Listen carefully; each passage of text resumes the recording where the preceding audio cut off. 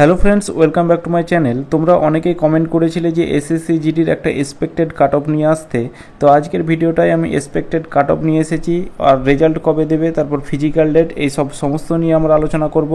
আর এই SSC GD 2024-এর যে এক্সামটা হলো, এটার কাট অফ খুব বেশি যাবে না, এটার অ্যাভারেজ একটা কাট অফ যাবে।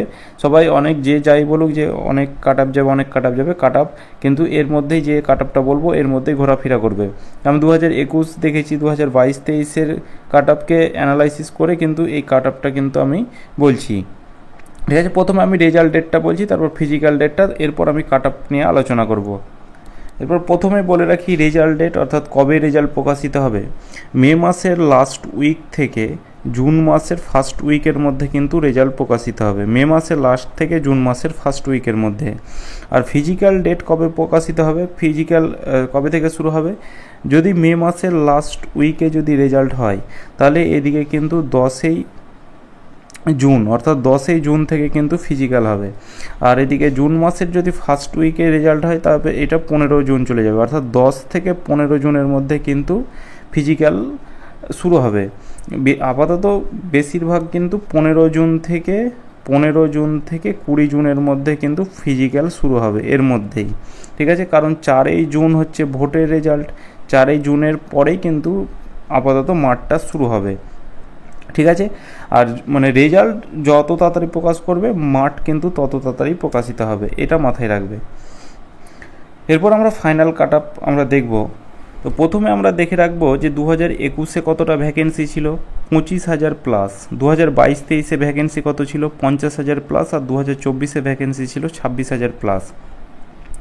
তো এখানে তোমরা অনেকেই অনেক ইউটিউবের হয়তো তোমরা দেখেছো, কারণ ইউটিউবে প্রচুর কাট আপের ভিডিও তোমরা অনেকেই দেখেছো, যে যেমন RW এর যে অঙ্কিত ভাটি স্যার আছে কিন্তু হাই লেভেল কাট আপ দিয়েছে, কিন্তু এতটা কাট আপ যাবে না। কারণ আমি যেভাবে মানে অ্যানালাইসিসটা করেছি যে 2021, তারপর তার আগে যে 2018 এই ধরনের নিয়োগ ছিল, যেমন 2021-এ 25,000 ভ্যাকেন্সি ছিল, 71 লাখের কিন্তু কাছাকাছি ফর্ম ফিল আপ ছিল। তো এখানে আমাদের মনে রাখতে হবে 2021-এ কিন্তু 45% যারা নম্বর পেয়েছে, 100-র মধ্যে পরীক্ষা হতো, 100-র মধ্যে 45%, অর্থাৎ 45 যারা নাম্বার পেয়েছে তারাই চাকরি পেয়েছে মিনিমাম, মানে মিনিমাম 45 যারা পেয়েছে তারাই কিন্তু যে কোনো একটা পোস্ট পেয়েছে। আর 50কে যখন ভ্যাকেন্সি হলো আর ফর্ম ফিল আপ হয়েছে হয়তো 42-43, পরীক্ষায় বসেছে 42-43 লাখ। তো এখানে এই 43%, অর্থাৎ 100%-এর মধ্যে এখানে পরীক্ষা তো হয়েছিল 160-160-এর 43% যত হয় এই নম্বরে কিন্তু চাকরি পেয়েছে মিনিমাম।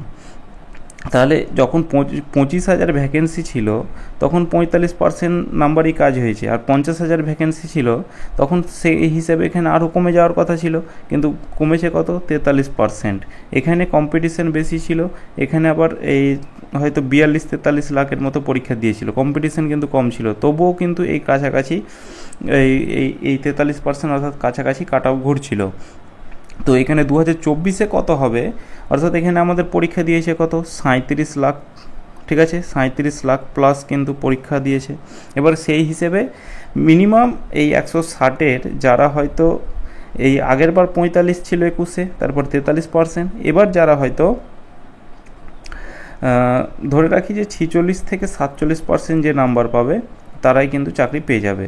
ঠিক আছে, 46-47%, কিছু বাড়বে, অনেক বলেছে যে অনেক তোমাদের মতামত দিয়েছে যে কেন বাড়বে, কি বাড়বে, যে ওগুলো আমি আরও ডিটেলসে যাচ্ছি না, কারণ এই 21-এ কিন্তু কোনো ছাড় ছিল না, তবুও এই নম্বর, এখানে 3 বছর ছাড় ছিল তবুও এই নম্বর, ভ্যাকেন্সি বেশি ছিল তবুও এই 45%-এর আশেপাশে কিন্তু হবে।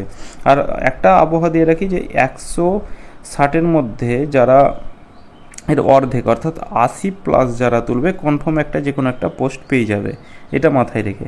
তো এবার আমরা একটু কাট অফটা আমরা একটু দেখি।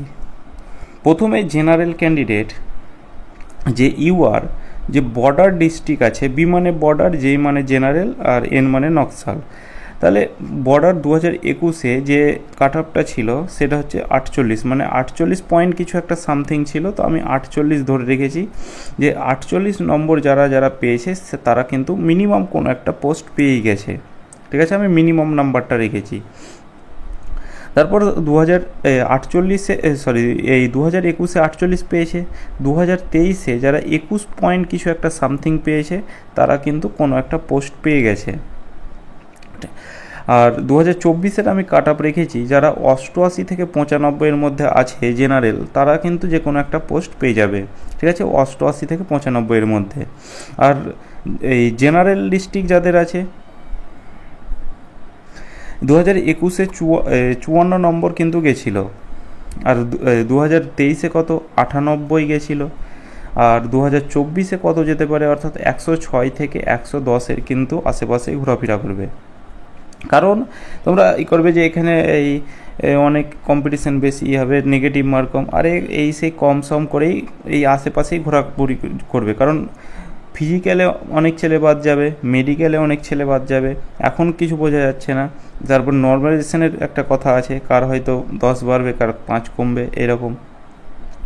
তো ওই ভিত্তিতে আমার কিন্তু এটা আনুমানিক একটা কাট অফ, যে 2023 নকশাল ডিস্ট্রিক্টে যেমন নকশাল এরিয়ার যেমন যারা 80 পেয়েছে তার যে কোনো একটা মিনিমাম পোস্ট পেয়েছে। আর এই 2024 যারা 88 থেকে 90 মধ্যে যাদের নাম্বার আছে তারা কিন্তু কোনো একটা পোস্ট পেয়ে যাবে। এরপর এসটির বর্ডার ডিস্ট্রিক্ট 2021 47 কাট আপ গেছিলো, 47। আর 2023 গেছিলো 75, অর্থাৎ পয়েন্টগুলো আমি বলছি না। তারপর 2024 আমি রেখেছি যারা 82 থেকে 85 মধ্যে যারা পাবে, তার মানে আছে, তাদের কিন্তু কোনো একটা পোস্ট পেয়ে যাবে। আর এই যে পোস্টগুলো মানে এই যে নর্মালাইজেশন মানে এই নাম্বারটা রেখেছি সেটা হচ্ছে নর্মালাইজেশনের পরে, যে নর্মালাইজেশন বাড়ার পরে এই নম্বরটা। ঠিক আছে, এখন যাদের হয়তো 60 আছে, নর্মালাইজেশনে হয়তো 20 বাড়লো, সে হয়তো 80 হয়ে গেল, সে কোনো একটা কিন্তু পোস্ট পেয়ে যেতে পারে যদি ওবিসি এসসি এরকম থাকে। এই নর্মালাইজেশনের বাড়ার পরে আমি এই নম্বরটা কিন্তু বলছি। তারপর জেনারেল ডিস্ট্রিক্ট থেকে 2021 যে মিনিমাম কাট আপটা গেছিলো সেটা হচ্ছে 53, 2023 94, আর 2024 আমি রেখেছি কত 102 থেকে 105 মধ্যে যারা কিন্তু আছে তারা কিন্তু কোনো একটা পোস্ট পেয়ে যাবে।